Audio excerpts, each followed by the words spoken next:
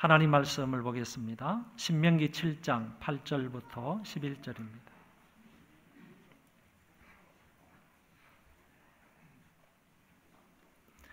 신명기 7장 8절부터 11절입니다.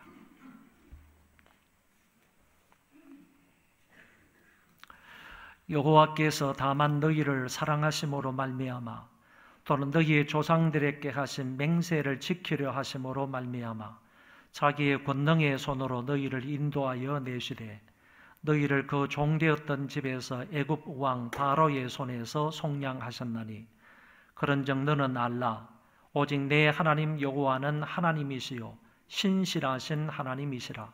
그를 사랑하고 그의 계명을 지키는 자에게는 천대까지 그의 언약을 이행하시며 인애를 베푸시되 그를 미워하는 자에게는 당장에 보응하여 멸하시나니 여호와는 자기를 미워하는 자에게 지체하지 아니하시고 당장에 그에게 보응하시느니라.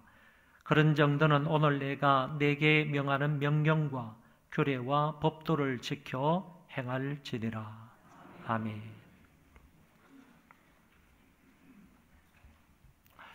5월의 주제를 진실과 신실함으로 정했는데 이 두 단어는 서로 비슷한 뜻을 가지고 있습니다. 국어사전의 진실은 거짓이 없는 사실을 의미하고 신실함은 믿음직하고 착함을 의미하는 단어입니다.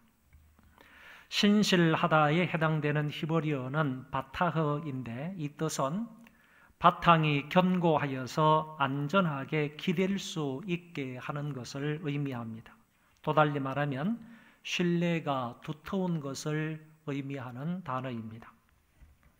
그러니까 신실이란 그 사람에게 믿을 만한 것이 있어서 그가 한 약속이나 또는 말한 것을 액면 그대로 받아들여서 믿어도 안전한 것을 의미하는 말입니다. 그래서 성경에 나와 있는 진실하신 하나님이라 라고 할 때 그 말은 거짓이 없는 하나님이시다 이렇게 말할 수 있고 신실하신 하나님이다 라는 말이 나올 때는 그 하나님은 믿을 만하고 성실하신 하나님이다 이런 말로 해석할 수 있겠습니다.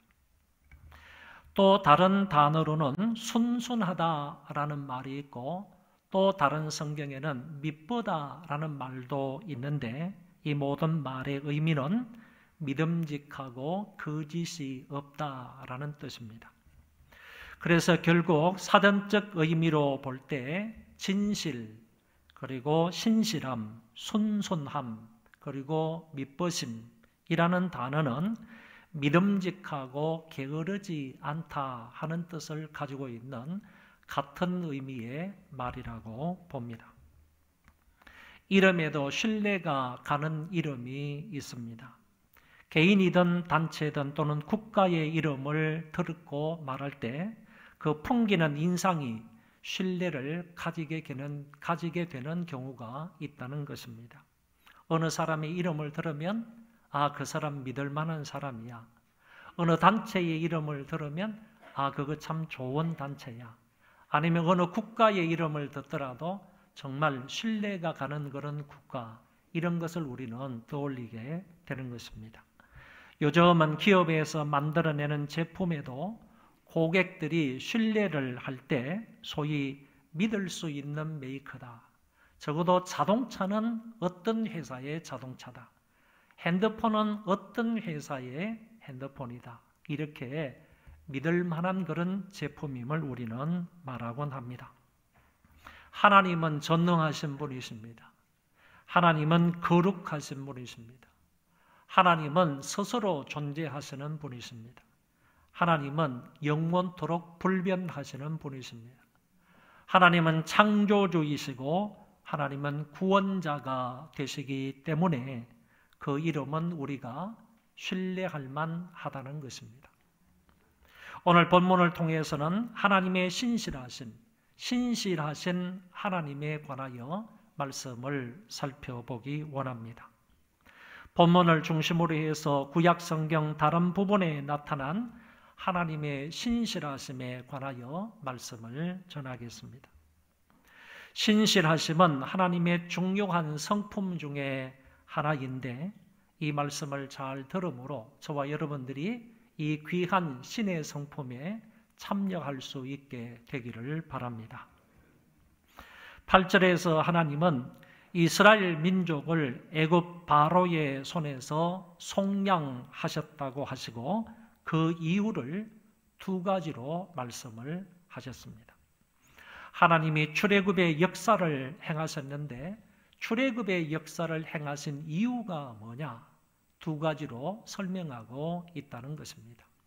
8절 보면 여호와께서 다만 너희를 사랑하심으로 말미암아 또는 너희의 조상들에게 하신 맹세를 지키려 하심으로 말미암아 자기의 권능의 손으로 너희를 인도하여 내시되 너희를 그 종되었던 집에서 애굽 왕 바로의 손에서 속량하셨나니. 이 구절에서 제일 중요한 단어가 속량하셨다라는 말입니다. 이 말의 기본적인 뜻은 몸값을 받고 석방하다라는 뜻인데 이는 고대 사회에서 몸값을 지불하고 노예를 자유인으로 해방시켜 주는 것을 의미합니다.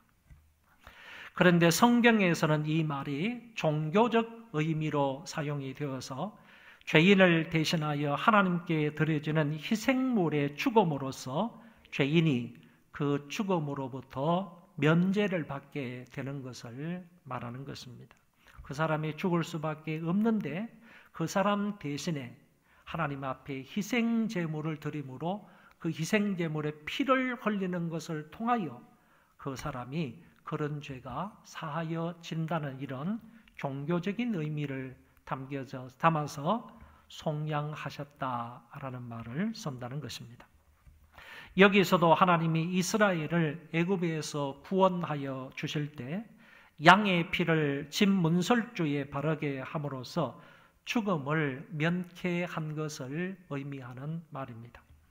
결국 이것은 죄인들을 위하여 십자가에 희생되실 예수 그리스도의 사역을 예표하고 있는 말씀이라고 봅니다. 본문에서는 하나님이 어린 양의 피를 보고 그 백성들을 속량하셨고 그 백성을 애굽의 소나기에서 벗어나서 자유와 해방을 주심으로 그들을 속량하신 것입니다. 이처럼 하나님이 이스라엘을 애굽의 압제로부터 구속시켜 자기 기업의 백성으로 삼으신 진정한 이유가 무엇입니까? 그 첫 번째 이유는 보잘것없는 이스라엘 백성을 향한 하나님의 무조건적인 사랑 때문이라고 했습니다. 하나님이 저와 여러분들을 또는 이스라엘 백성들을 무조건적으로 사랑하여 주셨기 때문에 그 백성들을 속량하여 주셨다. 그 백성들을 애굽에서 나오게 하셔서 자유와 해방을 주셨다는 말씀입니다. 둘째 이유는 아브라함을 비롯한 이스라엘의 여러 열조와 맺으신 언약을 지키시려는 하나님의 신실하심 때문이라고 말합니다. 자기 백성들을 위한 하나님의 이 극진한 사랑과 그리고 그들 조상들과 맺은 하나님의 이 언약 때문에 하나님이 그 백성들을 속량하셨다고 이유를 8절에서 말씀하신 것입니다. 여기서 두 번째 이유인 하나님이 너희의 조상들에게 하신 맹세를 지키려 하심이라 라는 말씀을 좀 더 설명하도록 하겠습니다. 하나님은 아브라함과 이런 언약을 맺었습니다. 창세기 12장 2절에서 내가 너로 큰 민족을 이루고 내게 복을 주어 내 이름을 창대하게 하리니 너는 복이 될지라고 하셨습니다. 하나님이 아브라함에게 큰 민족을 이루겠다. 그리고 그 모든 사람들에게 복을 주시겠다 하는 말씀을 아브라함과 약속을 하셨다는 것입니다. 창세기 17장 말씀에서도 하나님이 아브라함과 이런 언약을 맺게 됩니다. 아브라함이 99세 때에 여호와께서 아브라함에게 나타나서 그에게 이르시되 나는 전능한 하나님이라. 너는 내 앞에서 행하여 완전하라. 내가 내 언약을 나와 너 사이에 두어 너를 크게 번성하게 하리라 하시니 아브라함이 엎드렸더니 하나님이 또 그에게 말씀하여 이르시되 보라 내 언약이 너와 함께 있으니 너는 여러 민족의 아버지가 될지라. 이제후로는 내 이름을 아브라함이라 하지 아니하고 아브라함이라 하리니 이는 내가 너를 여러 민족의 아버지가 되게 함이니라. 내가 너로 심히 번성하게 하리니 내가 내게서 민족들이 나게 하며 왕들이 내게로부터 나오리라. 내가 내 언약을 나와 너 및 내 대대 후손 사이에 세워서 영원한 언약을 삼고 너와 내 후손의 하나님이 되리라. 내가 너와 내 후손에게 내가 그리워하는 이 땅 곧 가나안 온 땅을 주어 영원한 기업이 되게 하고 나는 그들의 하나님이 되리라. 아브라함으로부터 많은 민족이 나게 된다. 그리고 아브라함을 통하여서 왕들이 많이 나게 된다. 이렇게 말씀을 하신 것이고 내가 내 후손에게 이 땅을 기업으로 줄 것이고 나는 너희의 하나님이 되리라. 이렇게 약속을 하신 것입니다. 하나님은 아브라함의 아들 이삭하고도 이런 언약을 맺었습니다.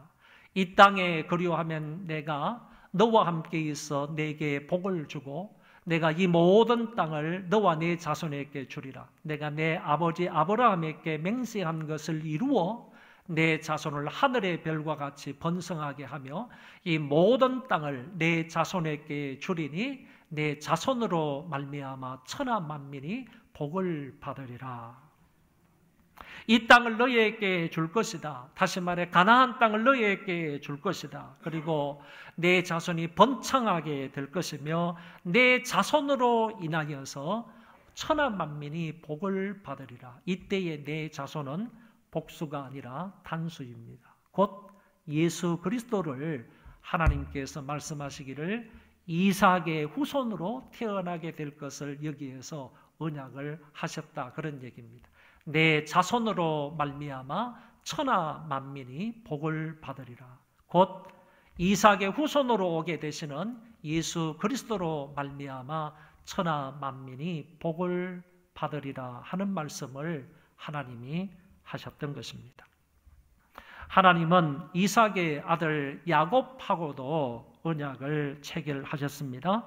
또 본적 여호와께서 그 위에 서서 이르시되 나는 여호와니 너희 조부 아브라함의 하나님이요 이삭의 하나님이라. 내가 누워있는 땅을 내가 너와 내 자손에게 주리니 내 자손이 땅의 티끌같이 되어 내가 서쪽과 동쪽과 북쪽과 남쪽으로 퍼져 나갈지며 땅의 모든 족속이 너와 내 자손으로 말미암아 복을 받으리라. 내가 너와 함께 있어 내가 어디로 가든지 너를 지키며 너를 이끌어 이 땅으로 돌아오게 할지라. 내가 내게 허락한 것을 다 이루기까지 너를 떠나지 아니하리라 하신지라. 야곱에게는요 땅과 자손과 복을 약속해 주셨습니다. 하나님이 이 족장들과 언약을 맺으신 핵심된 내용이 무엇인가 하면은 내가 너의 후손들을 통하여 큰 민족을 만들고 너희들을 이방인의 손에서 이끌어내어 약속의 땅 가나안으로 인도하여 드리겠다라는 약속의 말씀이었습니다. 이런 약속을 하나님이 기억을 하셨다가 이제 때가 되어 그 언약대로 이스라엘을 애굽의 손에서 속량하여 주신 것입니다. 이 사실을 볼 때 하나님은 신실하신 하나님이시고 거짓말하지 않으시는 진실하신 하나님이시다라는 사실을 알게 되는 겁니다. 하나님께서는 아담하고도 약속을 하셨습니다. 언약을 맺었습니다. 그 이후에 족장들하고도 언약을 맺었습니다. 그 이후에 여러 선지자들하고도 언약을 맺었습니다. 왕하고도 언약을 맺었습니다. 그 언약을 맺은 내용대로 하나님께서 역사 가운데 그 약속한 것을 신실하게 행하셨다는 겁니다. 그 약속한 대로 하나님께서 실천을 하셨다는 것입니다. 이런 의미에서 볼 때에 하나님은 신실하신 분이시다. 약속한 것을 팽개치는 분이 아니라 약속하신 것을 안 지키는 거짓말하는 하나님이 아니라 진실하신 여호와 하나님이심을 알게 되는 것입니다. 거짓말하는 하나님이 아니라 그 약속을 철저히 이루시는 신실하신 하나님 여호와이십니다. 그래서 9절 상반절에 이런 말씀을 하시는 것입니다. 그런즉 너는 알라 오직 내 하나님 여호와는 하나님이시요 신실하신 하나님이시라. 우리가 하나님에 대하여 알아야 할 사항들이 많습니다. 하나님이 어떤 분인지 성경을 통해서 알아야 할 내용도 많이 있지만은 오늘 본문을 통해서 저와 여러분들에게 분명히 말씀하시는 것은 너는 하나님이 이런 분인 줄을 알아라. 하나님이 어떤 분이시냐? 하나님 여호와는 신실하신 분임을 알라. 너는 알라. 오직 내 하나님 여호와는 신실하신 하나님이시다. 이 사실을 알라고 모세는 신명기를 통하여 이스라엘 백성들에게 선포하고 있는 것입니다. 약속에 신실하신 하나님, 조상들과 언약을 맺은 대로 그것을 이 땅 위에 그대로 실천하시는 하나님이십니다.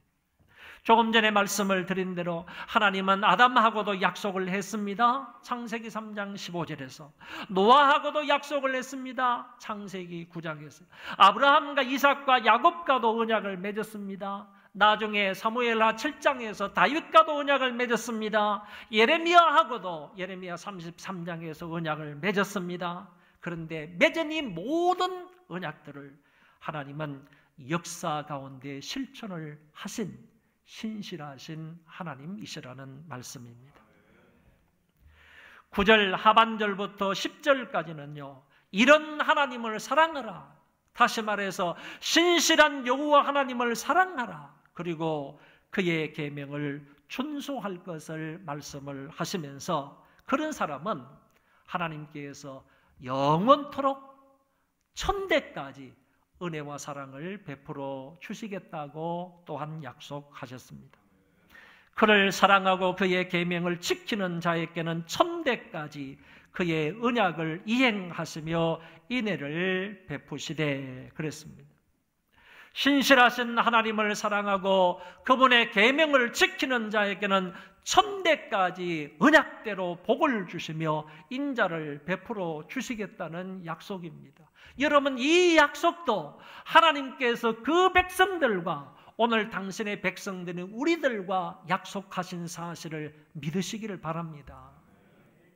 우리가 하나님을, 신실하신 그 하나님을 사랑하고요, 그분의 말씀, 그분의 계명을 신실하게 잘 지키게 된다면 신실하게 약속하신 그 하나님께서 천대까지 저와 여러분에게 복을 주시고 인애를 베풀어 주시겠다고 약속을 하셨다는 말이에요. 약속을 신실하게 지키시는 그 하나님 여호와의 약속이기 때문에 이 약속을 저와 여러분들에게도 믿고 이 약속대로 살라는 얘기입니다. 이 약속을 믿으라는 거예요. 이 약속을 붙들라는 거예요. 이 약속을 믿고 이 약속대로 따르라고 오늘 우리에게 말씀하고 있는 것입니다. 여기서 천대라는 이 말은 문자적인 의미일 뿐만 아니라 하나님의 언약의 이행에 확실성을 말하는 것이고 불변성을 말하는 것이고 그리고 지속성을 의미하는 아주 중요한 말씀입니다. 천대까지, 이 말은 하나님이 약속하신 것은 반드시 지키신다는 약속 이행의 확실성을 말한다는 것이고 뿐만 아니라 하나님의 이 약속은 불변하다는 거예요. 약속을 했으면 약속한 대로 이루신다는 거예요. 불변하다는 것이고 그리고 하나님의 이 약속은 지속성을 가지고 있다는 겁니다. 천대까지면 이거는 정말 인간이 상상할 수 없는 그런 기간이지 않습니까? 지속적으로 하나님께서 이 약속을 이행하시겠다고 말씀하고 있는 것입니다. 여기에 인애라는 말이 있습니다. 인자와 은혜와 은총과 긍휼과 자비 등등으로 번역될 수 있는 단어인데, 곧 하나님께서 자기 백성과 맺은 이 언약을 기억하시고 그 언약에 근거하여 자기 백성들에게 베풀어 주시는 그 온갖 긍휼과 친절과 그리고 풍성한 은혜를 가리켜서 한마디로 인애라는 단어를 썼다는 것입니다. 신실하신 여호와 하나님을 알고요, 그분을 사랑하면 그분이 말씀하시는 모든 계명을 지켜나갈 때 하나님은 이런 엄청난 은혜와 복과 인애를 베풀어 주신다고 하신 것입니다. 여러분, 사람은요, 천대까지 약속을 이행할 사람이 없어요. 사람은 천대까지 그 약속을 지켜나갈 사람이 없다니까요. 어느 누구를 막론하고 천대까지 내가 한 말, 내가 한 약속을 누가 지켜나갈 수가 있겠습니까? 그런데 오늘 하나님은요, 천대까지 그 약속을 이행하시겠다고 하신 겁니다. 신실하신 하나님께서 신실하게요, 앞으로 이 말씀을 잘 지키고 너희가 하나님 여호와를 사랑하면 그 사람에게 내가 천대까지 은혜와 복을 주시겠다고 약속을 하셨어요. 지금까지 수천 수만 년 동안 하나님께서 신실하게 약속을 지켜 오셨듯이 앞으로도 우리에게 약속하신 이 약속을 계속적으로 지켜 나가실 것을 오늘 여기에서도 분명히 말씀하고 계시다는 것입니다. 이 신실하신 하나님을 온전히 믿고 기대고 신뢰할 수 있는 저와 여러분들 되시기를 바랍니다. 이어지는 다음 구절에는 앞부분과 반대로 이렇게 말씀합니다. 하나님을 사랑하지 아니하고 그의 계명에 관심 없이 살아가는 사람들에게는 곧장 보응을 하시겠다, 이렇게 얘기합니다. 곧장, 당장이라는 말을 하나님이 2번이나 사용했습니다. 한번 보시기 바랍니다. 그를 미워하는 자에게는 당장에 보응하여 멸하시나니 여호와는 자기를 미워하는 자에게 지체하지 아니하시고 당장에 그에게 보응하시느니라. 하나님을 사랑하고 그의 계명을 지키는 사람에게는 하나님께서 천대까지 복을 주시고 그들에게 인애를 베풀어 주시겠다고 약속을 하셨는데, 그 반대로 하나님을 거역하고 하나님을 미워하는 그런 사람에게는 당장 보응하시겠다, 당장 지체하지 아니하고 그에게 보응을 하시겠다, 이렇게 말씀을 하셨습니다. 당장이라는 말을 여러 말로 번역이 가능한데 적어도 한 3가지 말로 번역이 가능합니다. 이 말은 그들의 면전에서라는 뜻을 가지고 있습니다. 당장이라는 말은 조금 의미가 다르죠. 그 사람들의 면전, 한두 사람이 아니라 많은 사람들의 면전, 많은 사람들이 보는 가운데에서 이런 뜻을 가진 낱말이고, 뿐만 아니라 그의 생전에, 그의 평생 동안에 그게 살아가는 그런 생전에 이런 말이 있고, 공공연하게 이런 말도 있습니다. 그런데 이런저런 앞뒤 문맥의 말씀을 비교해 볼 때 가장 중요한, 가장 합당한 번역은 바로 그들의 면전에서라는 번역이라고 합니다. 그러면 그를 미워하는 자에게는, 하나님 여호와를 미워하는 사람, 하나님 여호와를 거역하는 사람, 하나님 여호와에게 불순종하는 그런 사람에게는 당장에 보응한다. 이 말은 그들의 면전에서 보응합니다. 하나님 여호와를 미워하는 사람뿐만 아니라 그 사람을 지켜보고 있는 사람들 면전 가운데에서 하나님께서 진노하시고 심판을 하신다는 얘기. 공공연하게 심판한다는 거예요. 그의 생애 가운데에서 하나님이 분명히 심판하신다 하는 사실을 2번씩이나 이 말을 반복해서 하고 계시다는 것입니다. 확실하다는 얘기입니다. 하나님이 분명히 하시겠다는 얘기입니다. 하나님 여호와를 사랑하고 그의 계명을 지키는 사람에게는 이런 엄청난 은혜와 복을 약속하셨지만은, 그러나 그를 미워하는 사람에게, 그를 거역하는 사람에게는 이런 진노를, 심판을 당장 행하시겠다. 그들이 볼 수 있는 공공연하게 많은 사람들 앞에서 하나님이 진노하시겠다 하시는 부분을 말씀하고 있습니다. 결국 하나님의 자기 계시인 성경 말씀을 따라서 하나님을 신실하신 하나님으로 알고 믿고 따르면서 하나님을 지속적으로 사랑하면 그런 자에게 대대로 하나님의 은혜와 복을 받게 하시지만은, 그렇지 않은 사람에게는 당장에 공공연하게 공개적으로 여러 사람 앞에서 하나님의 진노가 임한다는 말씀을 하고 있습니다. 11절은 당연한 결론 구절로 우리가 구원을 받고 하나님의 신실하심을 알고 믿는다면 그분의 명령과 규례와 법도를 잘 지켜야만 한다는 사실을 말씀하고 있습니다. 명령과 규례와 법도는 하나님의 온 율법을 가리키는 삼중적 표현입니다. 다시 말해서 명령과 규례와 법도는 결국에는 한 가지라는 것이죠. 하나님의 말씀이라 이렇게 말할 수 있는데 이것을 삼중적으로 겹쳐서 이렇게 표현을 하고 있는 것입니다. 언약의 신실하신 여호와께서 오늘 우리에게 구원과 영생을 주시고 그것이 확실함을 약속하여 주셨다면 우리는 마땅히 그분의 말씀을 확실히 믿고 살아야 하는 것입니다. 하나님께서 이 온 율법을 삼중적으로 표현한 명령과 규례와 법도, 이 하나님의 말씀을 정말 저와 여러분들이 신실한 하나님 여호와로 인하여서 구원을 받은 사람이라고 한다면 우리는 그 이후에도 이 신실하신 하나님의 이 율법의 말씀을 붙들고 살아가는 것이 마땅하다는 말씀입니다. 지금까지도 우리를 향한 언약의 말씀을 신실하게 지키신 하나님이 미래의 일도 분명히 약속을 따라 행하실 것을 믿고 신뢰하라는 것입니다. 오늘 말씀을 정리하겠습니다. 여호와 하나님은 우리를 사랑하시는 하나님이실 뿐만 아니라 약속하신 것을 신실하게 지키시는 하나님이십니다. 우리가 먼저 하나님을 사랑한 것 아닙니다. 하나님께서 먼저 우리를 사랑하셨습니다.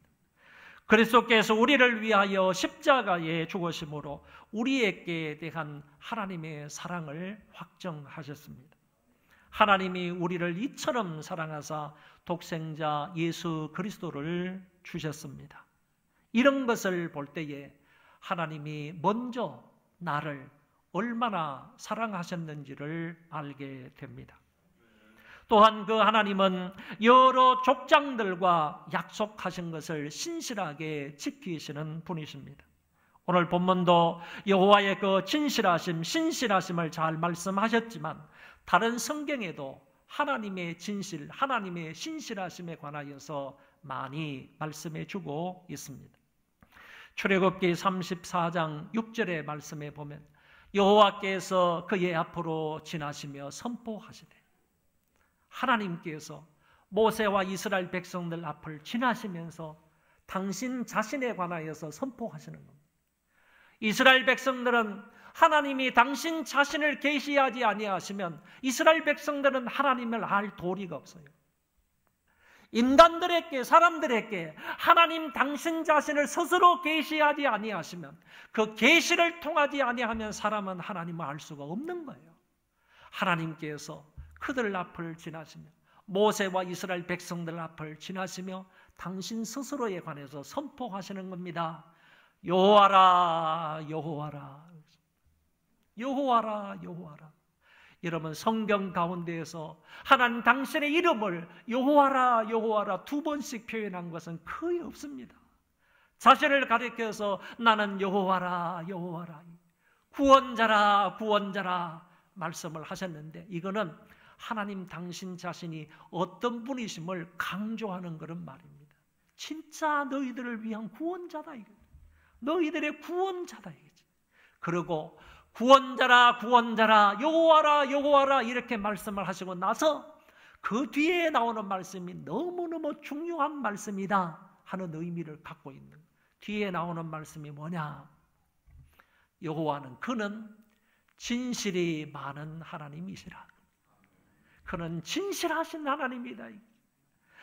여호와라, 여호와라 라고 자신을 계시하시고 난 이후에 그 여호와는 나는 진실하신 하나님이다 라는 사실을 이 성경에서 밝혀주고 있는 것입니다. 시편 15편 1절의 말씀을 보시면 오직 주는 인자하시고 진실하심으로 주의 이름에만 영광을 돌리소서 그랬습니다. 여러분, 사람은 영광을 받을 존재가 아닙니다. 신실하신 하나님만, 진실하신 하나님 여호와만 오직 홀로 영광을 받으셔야만 한다고 시편 기자는 말하고 있습니다. 시편 117편 2절입니다. 우리에게 향하신 여호와의 인자하심이 크시고 여호와의 진실하심이 영원함이로다. 할렐루야. 우리에게 향하신 여호와의 인자하심이 크고 크도다 크시도다 크고 크도다 크시도다.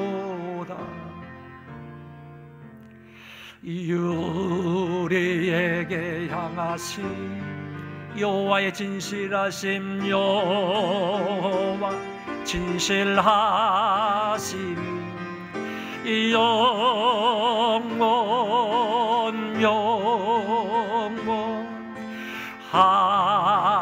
영원하시도다.